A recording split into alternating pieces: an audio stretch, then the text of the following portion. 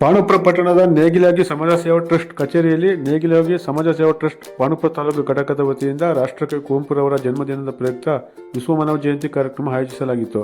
ಶಣಬಾತ ಸರ್ಕಾರಿ ಪ್ರೌಢಶಾಲೆಯ ಮುಖ್ಯ ಶಿಕ್ಷಕ ಎಂ ರಮೇಶ್ ಅವರು ಕುವೆಂಪು ಅವರ ಕುರಿತು ಮಾತನಾಡಿದರು. ಕುವೆಂಪು ಅವರು ಮನುಜಪಥ ವಿಶ್ವಪಥ ಸಂದೇಶವನ್ನು ಇಡೀ ವಿಶ್ವಕ್ಕೆ ಸಾರಿದ್ದರು. ಅವರ ಆಚಾರ ವಿಚಾರಗಳನ್ನು ನಾವೆಲ್ಲರೂ ಪಾಲಿಸಬೇಕು ಎಂದರು.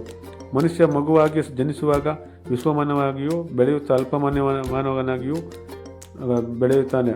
ಆತನನ್ನು ವಿಶ್ವಮಾನವಾಗಿ ಮಾಡುವುದೇ ವಿದ್ಯೆಯ ಕರ್ತವ್ಯ ಎಂದರು.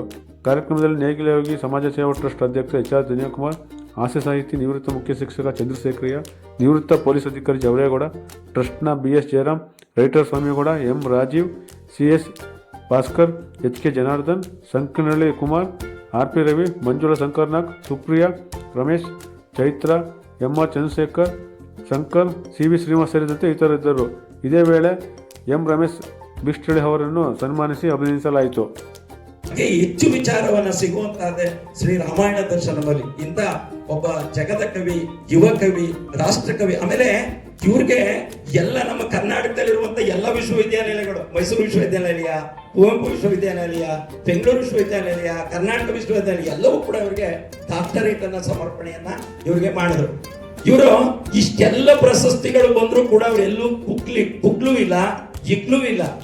ಅವರು ಹೇಗೆ ಅವರ ಏನು ವಿಶ್ವಮಾನವ ಸಂದೇಶದ ಪಂಚಸೂತ್ರಗಳಿದಾವಲ್ಲ, ಆ ಪಂಚಸೂತ್ರಗಳನ್ನ ಅವ್ರು ಯಾವಾಗ್ಲೂ ಗಮನಿಸ್ಕೊಂಡು ಮಾತಾಡ್ದಂತ.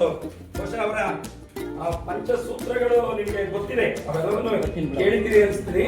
ಆ ಪಂಚಸೂತ್ರಗಳು ಯಾವ್ಯಾವ ಅಂತ ಹೇಳಿದ್ರೆ,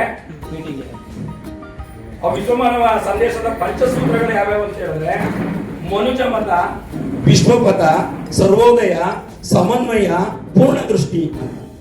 ನಾವು ಸುಮ್ಮನೆ ಆ ಒಂದೊಂದು ಏನೋ ಆ ಪಂಚಸೂತ್ರಗಳಿದಾವಲ್ಲ ಅವನು ಸುಮ್ಮನೆ ಒಂದು ವಾಕ್ಯದಲ್ಲಿ ನೋಡೋದಾದ್ರೆ, ಆ ಮತ ಈ ಮತ ಅಲ್ಲ, ಅದು ಮನುಜ ಮತ. ಆ ಪಥ ಈ ಪಥ ಅಲ್ಲ, ಅದು ವಿಶ್ವಪಥ. ಆ ಒಬ್ಬರ ಈ ಒಬ್ಬರ ಉದಯ ಮಾತ್ರವಲ್ಲ, ಅದು ಸರ್ವೋದಯ. ಪರಸ್ಪರ ವಿಮುಖವಾಗಿ ಸಿಡಿದು ಹೋಗುವುದಲ್ಲ, ಅದು ಸಮನ್ವಯ. ಎಲ್ಲವನ್ನೂ ಭಿನ್ನ ದೃಷ್ಟಿಯನ್ನ ಬಿಟ್ಟು ಒಂದೇ ದೃಷ್ಟಿಯಲ್ಲಿ ನೋಡುವಂತಹದ್ದೇ ಪೂರ್ಣ ದೃಷ್ಟಿ. ಹೀಗೆ ಅವರು ಪಂಚಸೂತ್ರಗಳನ್ನ, ಆ ವಿಶ್ವಮಾನವ ಸಂದೇಶದಲ್ಲಿ ಪಂಚಸೂತ್ರಗಳನ್ನ ಮನುಜ ಮತ, ವಿಶ್ವಪಥ, ಸರ್ವೋದಯ, ಸಮನ್ವಯ, ಪೂರ್ಣ ದೃಷ್ಟಿ ಅಂತ. ಸರಿ, ಹೀಗೆ ಈ ಕುವೆಂಪು ಅವರು ಹೇಳಿದಂತಹ ವಿಚಾರಧಾರೆಗಳಲ್ಲಿ ಸಾಕಷ್ಟು ಪುಟ್ಟಪ್ಪನವ್ರ ಬಗ್ಗೆ ಮಾತನಾಡ್ತು ಹೋದ್ರೆ ಸಾಕಷ್ಟು ಇವೆ.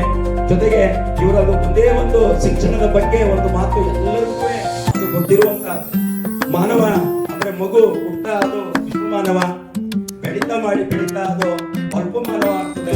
ಆ ಅಲ್ಪಮಾನವನನ್ನ ಮುಂದೆ ಅವನನ್ನ ವಿಶ್ವಮಾನವ ಮಾಡುವಂತಹದ್ದೇ ಶಿಕ್ಷಣ.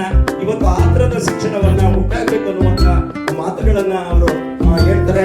ಇದು ಒಬ್ಬ ಕವಿಯ. ಆಮೇಲೆ ಅವರು ಮಂತ್ರ ಮಾಂಗಲ್ಯಕ್ಕೆ ಹೆಚ್ಚು ಆದ್ಯತೆಯನ್ನು ಕೊಟ್ಟರು. ಇವತ್ತು ಸಮಾಜದಲ್ಲಿ ನೋಡಿದಿರಿ, ಬಹುಶಃ ಮದುವೆ ಮಾಡಿದ್ರು ನಿಂತ್ರೆ ಅದು ಗೊತ್ತಾಗ್ತದೆ.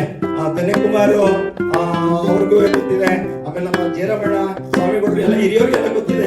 ಮದುವೆ ಮಾಡಿದ್ರೆ ಇವತ್ತು ಎಷ್ಟೆಷ್ಟೆಲ್ಲ ಖರ್ಚಾಗ್ತಾ ಇದೆ, ಮನೆಯ ಮಠ ಎಲ್ಲವೂ ಕೂಡ ಕಳ್ಕೊತಾ ಇದ್ದಾರೆ. ಅದನ್ನ ದೃಷ್ಟಿಯನ್ನ ಇಟ್ಕೊಂಡು ಅವರು ಮಂತ್ರ ಮಾಂಗಲ್ಯ ಮದುವೆಗಳನ್ನ ಮಾಡಿ ಎಲ್ಲ ಕಡೆ ಅನ್ನುವ ವಿಚಾರವನ್ನ ಮಾಡಿದ್ರು. ಜೊತೆಗೆ ನೀವು ಅವ್ರು ಏನಾದ್ರು ಒಮ್ಮೆ ಅವರು ಸಾಕಷ್ಟು ಜನ ನೋಡಿದ್ರು, ಬಳ್ಳಿಗೆ ಹೋಗಿ ಅವರ ಮನೆಯನ್ನ ನೀವು ನೋಡಿದ್ರೆ ಅವ್ರ ಮನೆಯಲ್ಲಿ ಅವರ ಬರವಣಿಗೆಗಳು ಎಲ್ಲ ಪುಸ್ತಕಗಳು ಅಲ್ಲಿದ್ದಾವೆ. ಜೊತೆಗೆ ಅವರ ಕೈ ಬರವಣಿಗೆಗಳು ಕೂಡ ಅಲ್ಲಿದ್ದಾವೆ. ಅವರ ಮದುವೆ ಲಗ್ನ ಪತ್ರಿಕೆಯು ಕೂಡ ಅಲ್ಲಿದೆ. ಅವರ ವಂಶವೃಕ್ಷ ಕೂಡ ಅಲ್ಲಿದೆ. ಅವರು ಅಂತರ್ಜಾತಿ ವಿವಾಹಗಳು, ತಮ್ಮ ಮಗನೇ ಅಂತರ್ಜಾತಿ ಪೂರ್ಣಚಂದ್ರ ತೇಜಸ್ವಿಯವರ ಆ ಮಗನ ಮದುವೆಯನ್ನು ಕೂಡ ನೀವು ನೋಡಿದ್ರೆ ಅಂತರ್ಜಾತಿ. ಇವತ್ತು ಕೋಕಿಲೋದಯ, ಚೈತ್ರ ಮತ್ತು ಹಿಂದೂ ಕಲಾ ಅವರೆಲ್ಲ ಆಸ್ಟ್ರೇಲಿಯಾ ದೇಶದಲ್ಲಿ ಇದ್ದಾರೆ ಅಂತ ನಾನು ಎಲ್ಲ ಒಂದೊಂದು ಸಂದರ್ಭ.